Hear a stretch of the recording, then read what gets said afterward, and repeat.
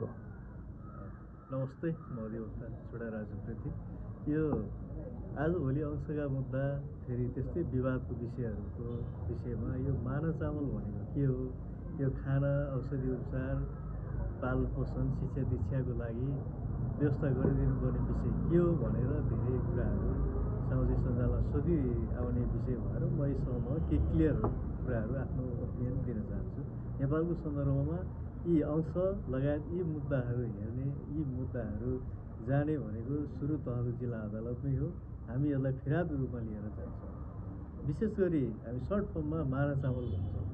यो चाहिँ परिवारमा अंश बढ्दा हुनुभन्दा अगाडिको अवस्थामा, यदि अंश बढ्दा हुनुभन्दा अगाडि कुनै पनि व्यवस्थाले उसको परिवारको आर्थिक हैसियत, आदम इज्जत अनुसार उसलाई मानवीय रूपमा औषधि उपचार, जीविकोयापन लगायतका खर्चहरूको व्यवस्था गरिदिने सन्दर्भमा त्यो परिवारको गच्छे अनुसारको हैसियत अनुसारको व्यवस्था, उसलाई मिनिमम उसको आवश्यकता रिक्वायरमेन्टहरू पुरा गर्नको लागि अदालतले ठहर गर्ने गरी माना चामल दिलाउनु पर्ने व्यक्तिको आफ्नो आर्थिक हैसियतलाई मध्यनजर गरी अंश भर्पाई हुनुभन्दा अगाडि, अंश बुझ्नुभन्दा अगाडिसम्मको लागि दिने अवस्था, उसको जीवनयापनको लागि गरिदिने व्यवस्थालाई माना चामल भन्ने गरिन्छ। विशेष गरी देवानी प्रकृतिका यी मुद्दाहरूमा एक त माना चामलको विषयहरू अहिले जीवन्त रूपमा उठिराखेका छन्। यसलाई स्थानीय तहले, स्थानीय सरकार सञ्चालन ऐन 2074को माफी चाहन्छु, 47को दफाले पनि यसलाई एड्रेस गरेको छ। माना चामल या जीवनयापन खर्च या खाने खर्च तिलाई भराइ पाउँ भनेर स्थानीय तहमा पनि जान सकिन्छ भने माना चामलको विषय जिल्ला अदालतमा पनि लिएर जान सक्ने विषय भएको छ।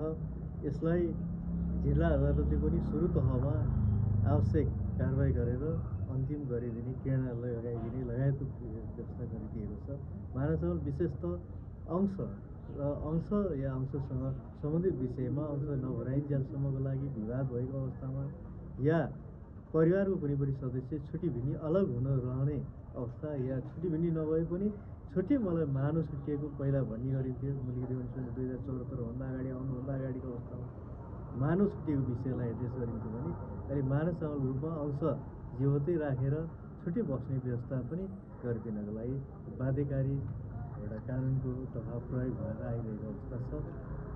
सामान्य रूपमा मानव भएर उसले परिवारबाट पाउनुपर्ने, उसको परिवारको गच्छेबाट पाउनुपर्ने आर्थिक हैसियत अनुसार उसले सामान्य खाना लाउन र उसको थप आफ्नो मानवीय आवश्यकतालाई पुरा गर्नको लागि मानव चामलको व्यवस्था गरिदिने बाध्यकारी व्यवस्था अहिलेको ऐनले निर्देश गरेको अवस्था छ।